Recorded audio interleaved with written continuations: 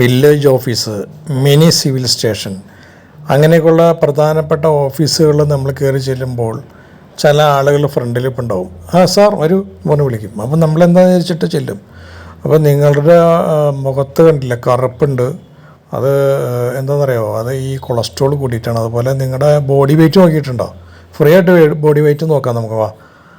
അപ്പോൾ നമ്മൾ body weight നോക്കി അത് കഴിഞ്ഞിട്ട് പുള്ളി പറയും നമ്മുടെ മസിൽസിൽ എൻ്റെ ഒരു ഇത് നോക്കാൻ വേണ്ടിയിട്ട് ഫ്രീ ആയിട്ട് ഡോക്ടറെ അടുത്തേക്ക് വരണം, നിങ്ങൾക്ക് എന്തോ പ്രശ്നമുണ്ട്. കാരണം വെച്ചിട്ടുണ്ടെങ്കിൽ ശരീരം നിങ്ങൾക്ക് കൂടുതലാണ്. അപ്പോൾ നമ്മുടെ ഹൈറ്റ് അനുസരിച്ചിട്ട് നമ്മുടെ വെയിറ്റ്, അപ്പോൾ വെയിറ്റ് നോക്കാമെന്ന് പറഞ്ഞാൽ വെയിറ്റ് നോക്കും.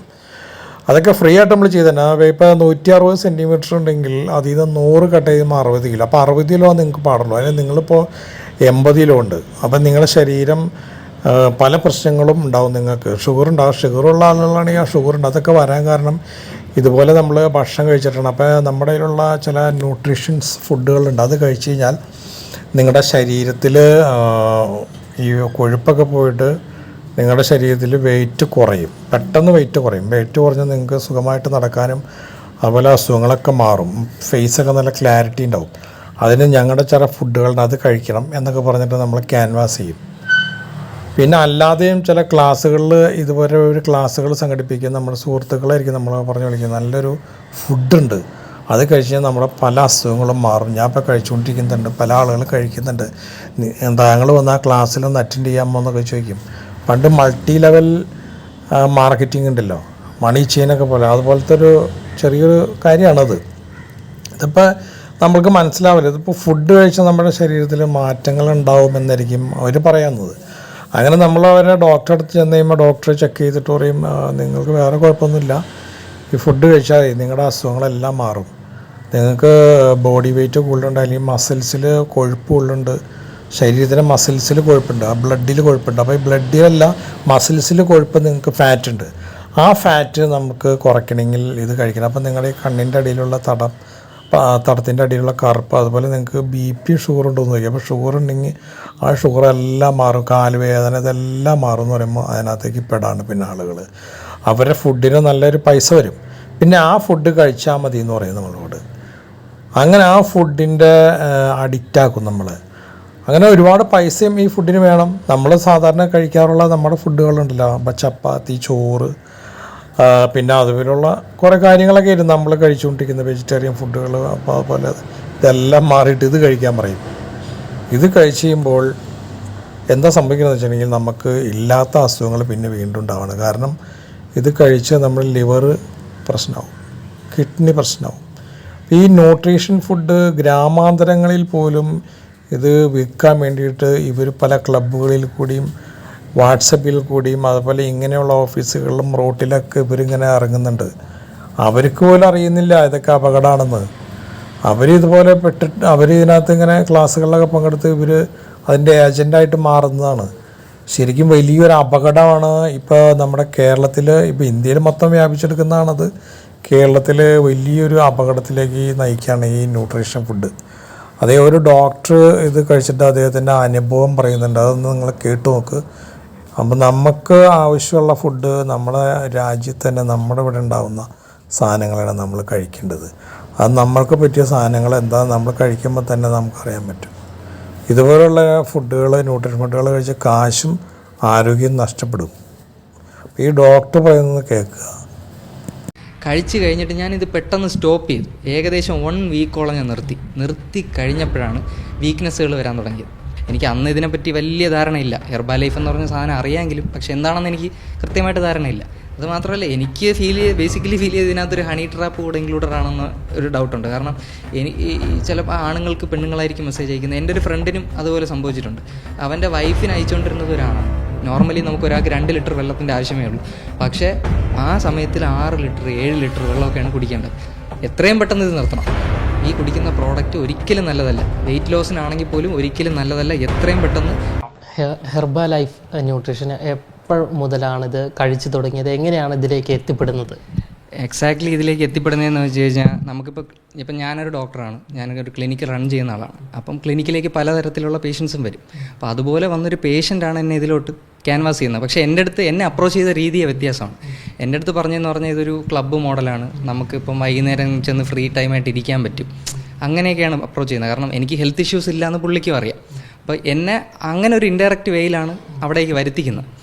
അപ്പോൾ ഞാനിത് എന്താണെന്ന് ഞാൻ ശരിക്കും ആദ്യം പറഞ്ഞു, ഇല്ല എനിക്ക് ടൈമില്ല, വരാൻ പറ്റത്തില്ല, നമുക്ക് ക്ലിനിക്ക് എന്ന് പറയുമ്പോൾ 7:30 ടൈം കഴിഞ്ഞാൽ പിന്നെ പറ്റത്തില്ലല്ലോ. അപ്പം ഞാൻ പറ്റത്തില്ല എന്ന് ആദ്യം പറഞ്ഞു. പക്ഷേ ഇവർ ഭയങ്കരമായിട്ട് കൺവിൻസ് ചെയ്യും നമ്മൾ, അങ്ങനെയല്ല ജസ്റ്റ് ഒന്ന് വന്നിട്ട് സംസാരിച്ചിട്ട് പൊക്കോളണം എന്ന് പറഞ്ഞു.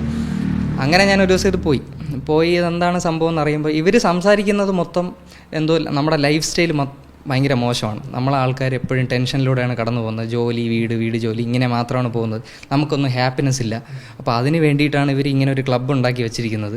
പിന്നെ നമ്മുടെ ആഹാര രീതി ഭയങ്കര മോശമാണ്, നമ്മൾ പ്രോപ്പറായിട്ട് ഫുഡൊന്നും കഴിക്കാത്തതുകൊണ്ട് നമുക്ക് ആരോഗ്യമില്ല, പെട്ടെന്ന് അസുഖം വരുന്നു, നിങ്ങൾ ഹോസ്പിറ്റലിൽ പോയി കാശ് ചിലവാക്കുന്നു, ഇങ്ങനെയൊക്കെയാണ് പറയുന്നത്. ഇവരുടെ ഈ സാധനം കുടിച്ചു കഴിഞ്ഞാൽ നമുക്ക് എല്ലാ ആരോഗ്യം കിട്ടും എന്നുള്ള രീതിയിലൊക്കെയാണ് പറയുന്നത്. പിന്നെ എൻ്റെ അടുത്ത് ഞാൻ വിചാരിച്ചത് ജസ്റ്റ് ഒരു പ്രോട്ടീൻ ഷേക്ക് ആയിരിക്കും.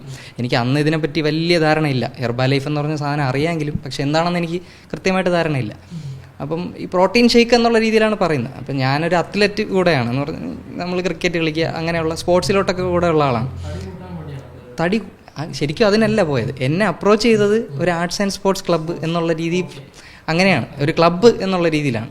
അപ്പോൾ പ്രോട്ടീൻ ഷേക്ക് എന്ന് വിചാരിച്ചപ്പോൾ ഞാൻ വിചാരിച്ചോ ചിലപ്പം നമുക്ക് അത്യാവശ്യം മസിൽ ഒക്കെ ബിൽഡ് ചെയ്യാൻ പറ്റുന്ന എന്തെങ്കിലും സാധനമായിരിക്കാം എന്ന് വിചാരിച്ചിട്ടാണ് ഓക്കെ ഇത് കഴിക്കാം എന്ന് പറഞ്ഞ് തുടങ്ങുന്നത്. അങ്ങനെ ഇവർ അവിടെ ചെല്ലുമ്പോൾ ആദ്യം ചെയ്യുന്നത്, നമ്മളിപ്പം ഹോസ്പിറ്റലിൽ വന്നു കഴിഞ്ഞാൽ കേസ് ഹിസ്റ്ററി എടുക്കുമല്ലോ, അപ്പോൾ അതുപോലെ ഒരു കേസ് ഹിസ്റ്ററി എടുക്കും. അത് കേസ് ഹിസ്റ്ററി എന്ന് പറഞ്ഞാൽ വേറെ ഒന്നുമില്ല, നിങ്ങൾക്ക് എന്തൊക്കെ അസുഖമുണ്ട് ഇതാണ് ഒരു അസുഖം ഇല്ലെങ്കിൽ എന്തെങ്കിലും പറയും. അത് ചുമ്മാ ഒരു പേപ്പറിൽ എഴുതി വയ്ക്കുക, ഒരു കാർഡ് പോലത്തെ സാധനത്തിൽ എഴുതി വയ്ക്കുകയൊക്കെ ചെയ്യും. അപ്പം ഞാൻ ആലോചിക്കുന്നത് ഇവരുടെ ക്വാളിഫിക്കേഷൻ എന്താണ് ഇവരുടെ ക്വാളിഫിക്കേഷൻ? ഈ നടത്തുന്ന ആൾ ആരാണെന്ന് എനിക്കറിയില്ല. അപ്പം ഞാൻ ശരിക്കും പറഞ്ഞാൽ ഫസ്റ്റ് ടൈമല്ലേ പോകുന്നത്. ഞാൻ വിചാരിക്കുന്നത് എന്തോ വെൽനസ് അല്ലെങ്കിൽ ഈ പറഞ്ഞ പോലെ ന്യൂട്രീഷൻ, ഡയറ്റീഷ്യൻ അങ്ങനെയൊക്കെ കോഴ്സുകൾ പഠിച്ച് ഒരു ക്വാളിഫിക്കേഷനുള്ള ആളായിരിക്കും എന്നാണ് ആദ്യം ഞാൻ വിചാരിക്കുന്നത്.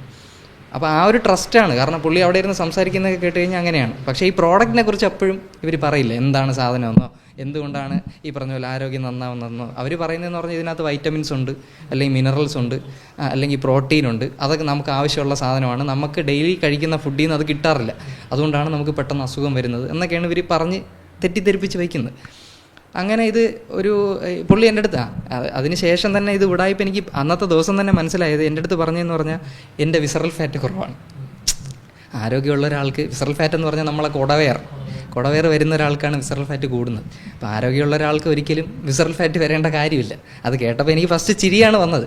പക്ഷേ ഞാൻ അപ്പോഴേ എന്നെ സംബന്ധിച്ച് എനിക്ക് പെട്ടെന്ന് ക്യൂരിയോസിറ്റി വരുന്ന ഒരാളാണ്, ഇത് എന്താണെന്ന് അറിയാനുള്ള ക്യൂരിയോസിറ്റി. അപ്പോൾ ഓക്കെ ഞാൻ കേട്ടിട്ട് മൈൻഡ് ചെയ്തില്ല. പിന്നെ ഇവർ നമ്മുടെ ബോഡി മാസ് ഇൻഡെക്സ്, നമ്മുടെ വെയിറ്റ് നോക്കും, ഹൈറ്റ് നോക്കും, എന്നിട്ട് BMI ചെക്ക് ചെയ്യുമ്പോൾ നമ്മുടെ BMI കുറവാണെങ്കിൽ കുറവാണെന്ന് പറയും, കൂടുതലാണെങ്കിൽ കൂടുതലാണെന്ന് പറയും. എന്നിട്ട് എൻ്റെ അടുത്ത് പറയുന്നത് വെയിറ്റ് കൂട്ടണം എന്നുള്ള രീതിയിലാണ് പറയുന്നത്. ഓക്കെ, എന്നിട്ട് ഇവരുടെ പ്രോഡക്റ്റ് കഴിച്ചു തുടങ്ങുക എന്നുള്ള രീതിയിൽ. എന്നിട്ട് ഇവർ ആദ്യം നമ്മുടെ അടുത്ത് പറയും ചായ കുടിക്കാൻ പാടില്ല, പൊരിച്ച ആഹാരം, മറ്റേ വറുത്ത ആഹാരം അങ്ങനെയുള്ള സാധനങ്ങളൊന്നും കഴിക്കാൻ പാടില്ല.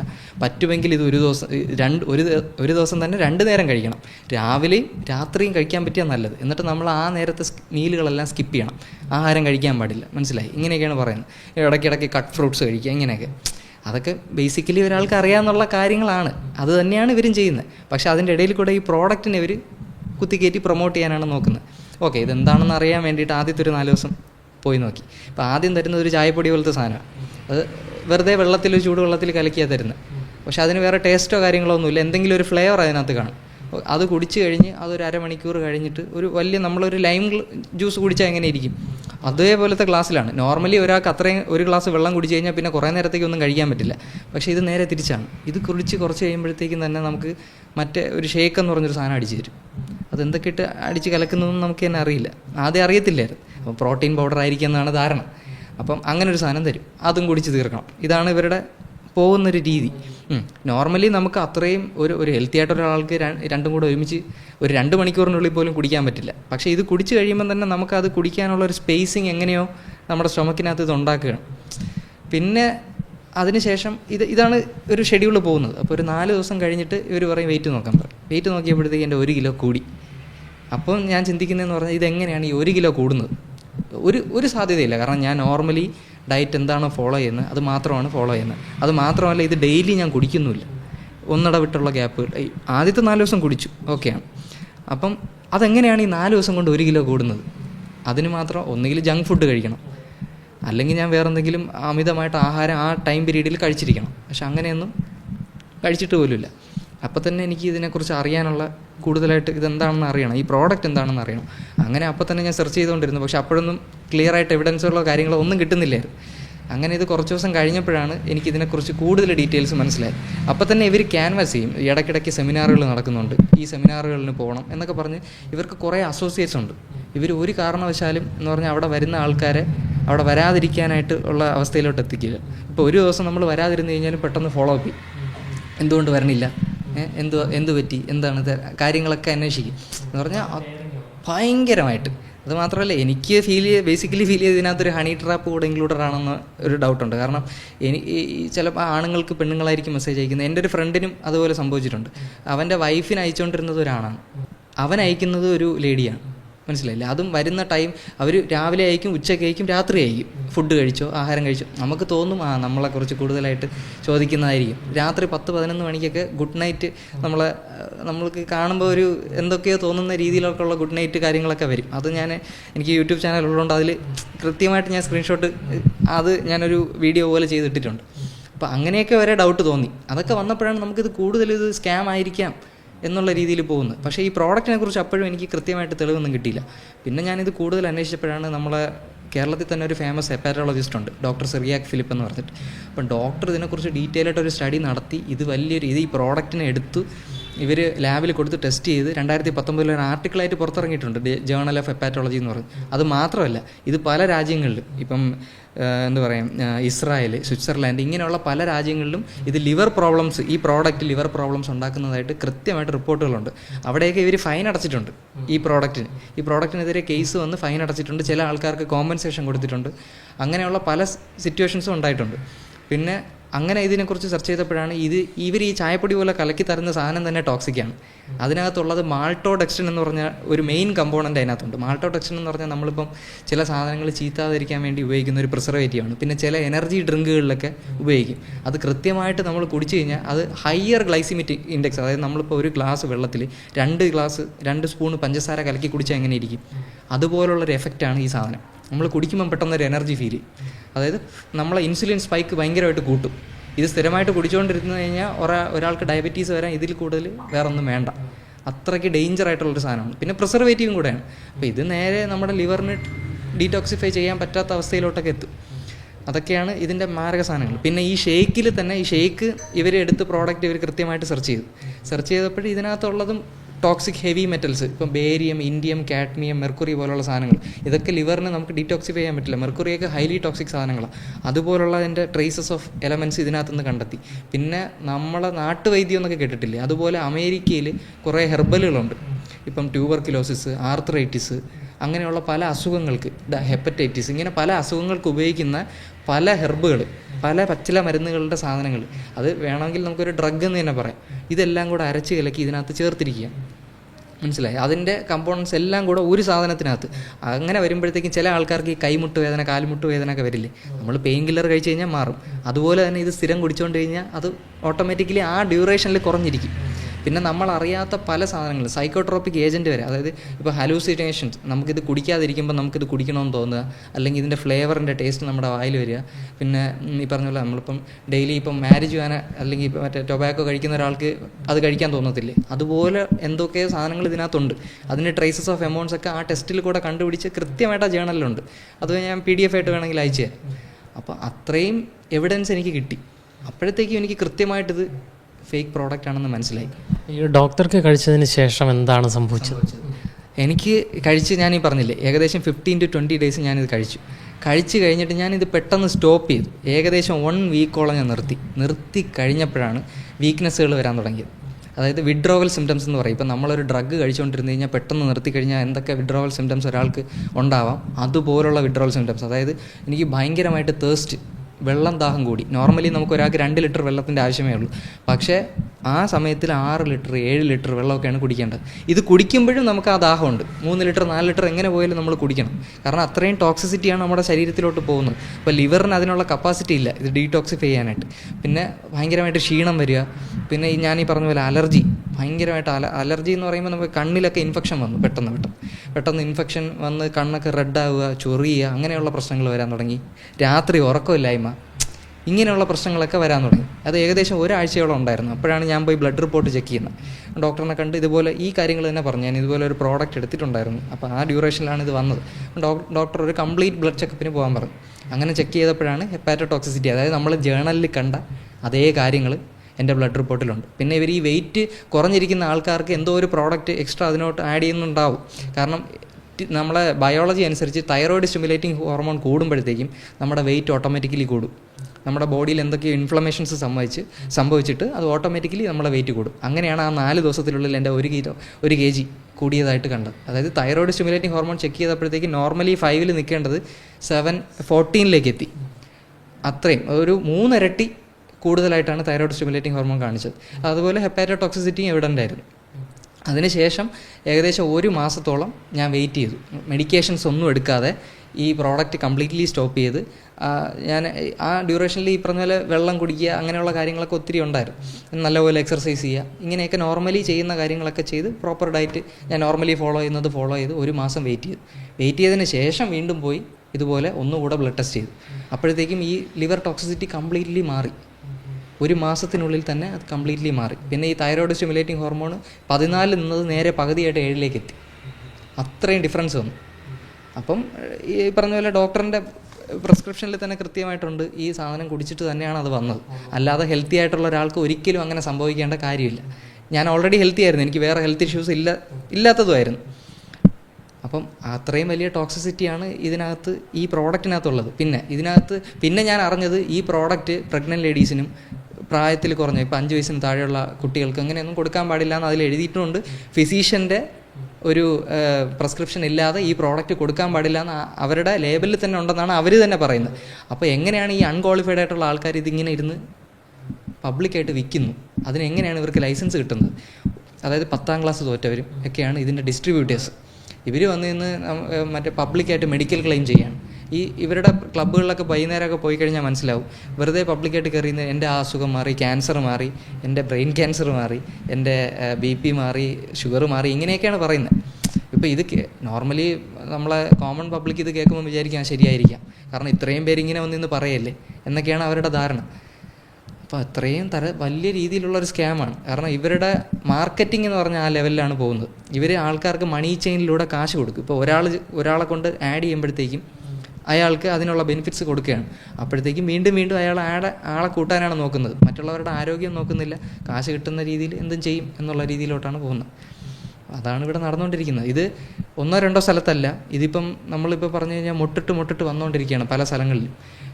ഇതിനെപ്പറ്റി ഡീറ്റെയിൽ ആയിട്ട് ഈ പ്രോഡക്റ്റിനെ പറ്റി അറിയാത്ത ആൾക്കാരാണ് കൂടുതൽ ഇതിൽ ചെന്ന് പെടുന്നത്. മനസ്സിലായില്ലേ? പല രാജ്യങ്ങളിലും ഈ ഹെപ്പാറ്റോടോക്സിസിറ്റി എവിഡൻ്റാണ്. അത് എൻ്റെ ബ്ലഡ് റിപ്പോർട്ടിലൂടെ അത് ഏറ്റവും വലിയ എക്സാമ്പിൾ അതാണ്. കാരണം എൻ്റെ ശരീരത്തിലല്ലാതെ എനിക്ക് വേറൊരാളുടെ ശരീരത്തിൽ അത് പരീക്ഷിച്ച് നോക്കാൻ പറ്റില്ല. അതുകൊണ്ട് തന്നെയാണ് ഞാനത് ചെയ്തു നോക്കിയത്. കാരണം ഒരു ഹെൽത്തി ആയിട്ടുള്ളൊരു ബോഡി എൻ്റെതാണെന്ന് എനിക്ക് നല്ല ബോധ്യമുണ്ട്. അപ്പം അത് തന്നെയാണ് ഏറ്റവും വലിയ എക്സാമ്പിൾ ഇത് ടോക്സിക് ആണെന്നുള്ളത്. ഏത് ക്ലബിൽ നിന്നാണ് ഇത് കഴിച്ചു തുടങ്ങിയത്? ഞാനിത് കഴിച്ചു തുടങ്ങിയത് മൊടവൂർപ്പാറ ലെവൽ 10 വെൽനസ് സെൻറ്റർ എന്ന് പറഞ്ഞിട്ടൊരു ക്ലബ്ബിൽ നിന്നാണ്. അതെൻ്റെ തൊട്ടടുത്ത് തന്നെയാണ്. അപ്പോൾ അവിടെ ചെന്നിട്ടാണ് ഞാനിത് ആദ്യമായിട്ട് കഴിച്ചു തുടങ്ങിയപ്പോൾ മറ്റാർക്കെങ്കിലും സജസ്റ്റ് ചെയ്തിരുന്നു? ഞാനൊരിക്കലും ഇത് സജസ്റ്റ് ചെയ്തിട്ടില്ല. കാരണം ഇല്ല. കാരണം എനിക്കിത് എന്താണെന്ന് ആദ്യം അറിയണമായിരുന്നു. ഞാൻ പറഞ്ഞില്ലേ, ഫസ്റ്റ് ഡേ പോയപ്പോൾ തന്നെ ഇതെന്താണ് സംഭവമെന്ന് അറിയാനുള്ള ക്യൂരിയോസിറ്റി ആയിരുന്നു.